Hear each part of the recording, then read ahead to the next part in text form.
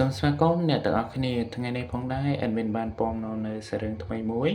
មកសម្រាប់ចែកជូនអ្នកទាំងអស់គ្នាទស្សនាដែលសាររឿងរបស់យើងមានចំណងជើងថានិស័យស្នេហ៍បិសាចកញ្ជ្រងកតុយ9ណា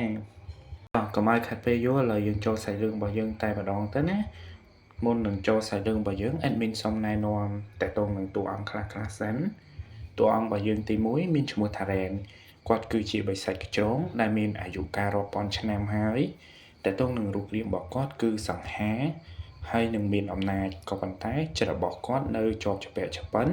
ជាមួយនឹងរឿងអតីតកាលរបស់គាត់រីឯហារុគឺជាតួអង្គទី2របស់យើងជានិស្សិតពេទ្យម្នាក់ដែលមានចិត្តមេត្តានិងមានស្នាមញញឹមស្រស់ថ្លាហារុគឺជាបលឹងដែលបានចាប់ជាថ្មីរបស់គូស្នេហ៍របស់គាត់រ៉ែនណាកាលពីជាតិមុនក៏ប៉ុន្តែគ្មានការចងចាំអ្វីទាំងអស់ហើយរ៉ែនគឺជាបិសាចកញ្ជ្រងដែលមានអំណាចខ្លាំងក្លាក៏ប៉ុន្តែគាត់កំពុងតែប្រឈមមុខនឹងបញ្ហាក៏ដូចជាគ្រោះថ្នាក់ដ៏ធំមួយណា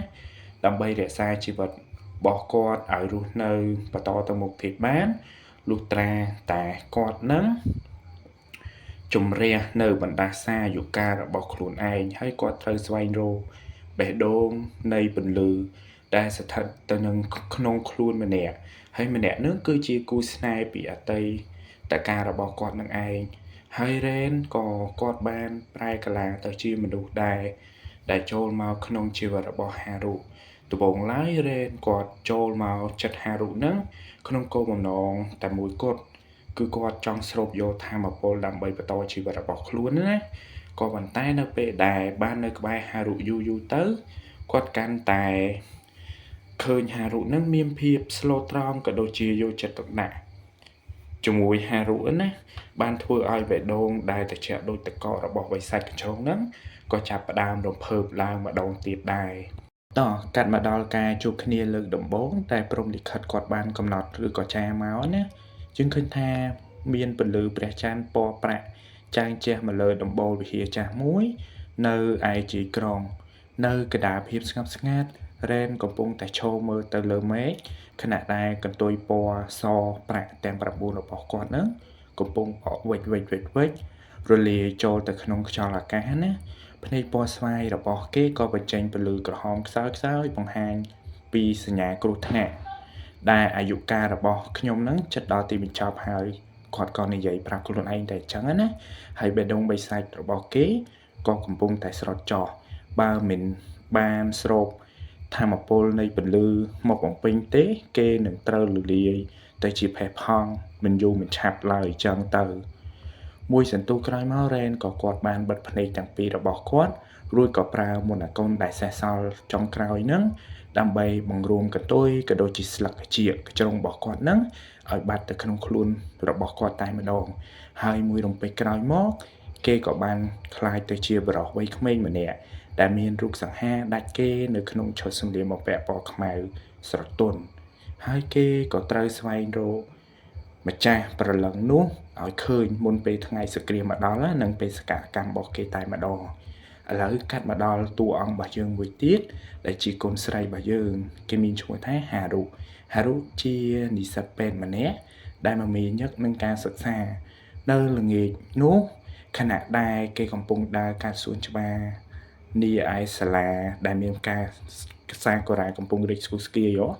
ស្រាប់តែមានខ្យល់បោកបក់មកយ៉ាងខ្លាំងហារុក៏ងាកទៅមើលក៏ស្រាប់តែឃើញមានបុរសម្នាក់ឈរនៅក្រោមដើមឈើដ៏ធំផ្កាសាកូរ៉ានឹងឯងហើយហារុក៏បានគិតក្នុងចិត្តថាតើបុរសម្នាក់នោះគឺជានរណាហេតុអ្វីបានជាមើលទៅ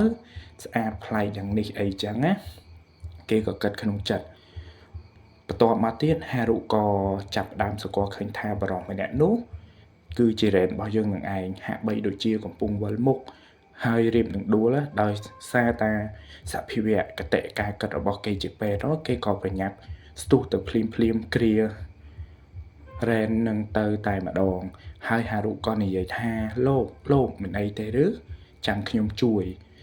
ក្រោយមកទៀតនៅពេលដែលដៃរបស់ហារុប៉ះនឹងស្មារបស់រ៉ែនរាងកាយរបស់រ៉ែនហ្នឹងក៏ស្រាប់តែមានអារម្មណ៍ដូចជាមានចរន្តអគ្គិសនីរត់កាត់ណា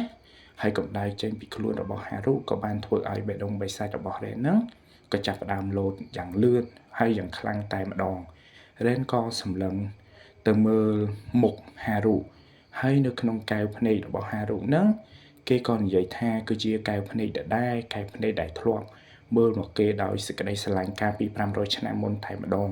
ដែលគេនិយាយសឹបហើយដកដង្ហើមតិចៗហើយភ្លាមនោះផងដែរហារុក៏ចាប់ផ្ដើមនិយាយបន្តទៀតថា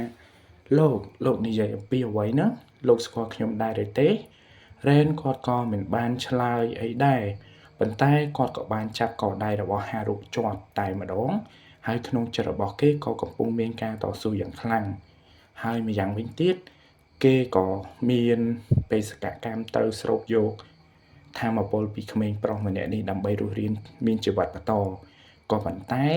គេអត់ដាច់ចិត្តធ្វើបែបហ្នឹងទេដោយសារតែមនុស្សដែលគេបានរងចាំអស់រាប់រយពាន់ឆ្នាំទៅហើយរ៉េនក៏ចាប់ផ្ដើមនិយាយទៅកាន់ហារុណានិយាយថាចាប់ពីពេលនេះទៅឯងមិនត្រូវទៅណាឆ្ងាយពីយើងទេបើសិនជាឯងចង់រស់ហើយហារុគាត់ក៏មិនថាអីដែរគាត់ក៏ឈោភាំងទាំងបញ្យល់សាច់រឿងថារ៉េនរបស់យើងនឹងកំពុងនិយាយពីអីក៏ប៉ុន្តែគាត់មានអារម្មណ៍ថាបរោះអាកំបាំងម្នាក់នេះដែលជារ៉េនហ្នឹងណាកំពុងតែនាំមកនៅរឿងរ៉ាវឬក៏ហេតុការណ៍ដែលអាចធ្វើឲ្យជីវិតរបស់គាត់នឹងផ្លាស់ប្ដូរទៅថ្ងៃក្រោយជារៀងរហូតតែម្ដងអ្នកពេលនេះដែរ admin សូម slash សាច់រឿងរបស់យើងតែប៉ុណ្្នឹងសិនណាអ្នកទាំងអស់គ្នារងចាំមើលថាវគ្គក្រោយជីវិតរបស់ហារុក៏ដូចជារ៉ែននឹងទៅជាយ៉ាងណាអរគុណអ្នកទាំងអស់គ្នាសម្រាប់ការទស្សនាជួបគ្នានៅឱកាសក្រោយទៀតណាបាយបាយ